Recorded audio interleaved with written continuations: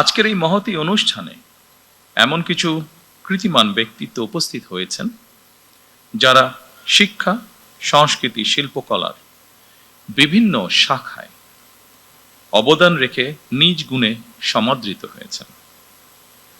আমি অনুষ্ঠানের শুরুতেই এই কৃতিমানদের জানাই আন্তরিক অভিনন্দন।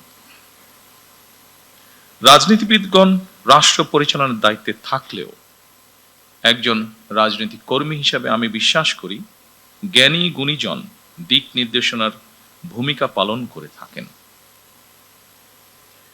একটি রাষ্ট্র এবং সমাজে কৃতি মানুষদের সংখ্যা যত বেশি বাড়তে থাকবে, সমৃদ্ধি এবং নৈতিকতার মানদণ্ডে সেই সমাজ তত বেশি আলোকিত হতে থাকবে। সুতরাং রাষ্ট্র তার নিজের প্রয়োজনেই জ্ঞানী গুণী মানুষদের সম্মানিত করে। সম্মানিত সকল উপস্থিতিবৃন্দ, সুধীবৃন্দ, এই উপলব্ধি থেকেই স্বাধীনতার ঘোষক শহীদ প্রেসিডেন্ট জিয়াউর রহমান স্বাধীন বাংলাদেশে প্রথমবারের মতন ২১ পদক প্রবর্তন করেছিলেন।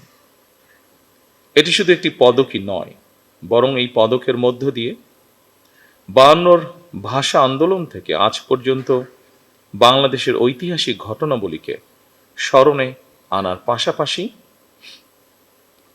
যেসব বিজ্ঞজন শিক্ষা, সাহিত্য, শিল্পকলা, গবেষণা ও চর্চায় নিজেদেরকে এবং রাষ্ট্র ও সমাজকে সমৃদ্ধ করেছেন, তাদের সঙ্গে আপামর জনসাধারণের পরিচয় ঘটে।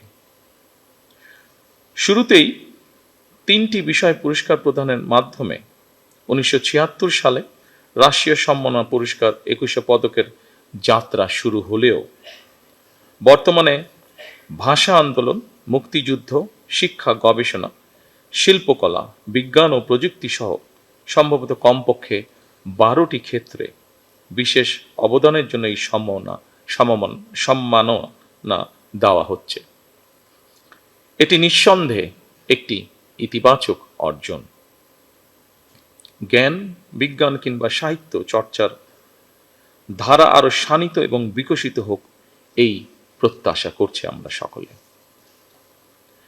শিক্ষা, গবেষণা এবং শিল্প সাহিত্যের চর্চাকে আরো বেগবান করতে রাষ্ট্র এবং সরকার তার দায়িত্ব অবশ্যই পালন করবে।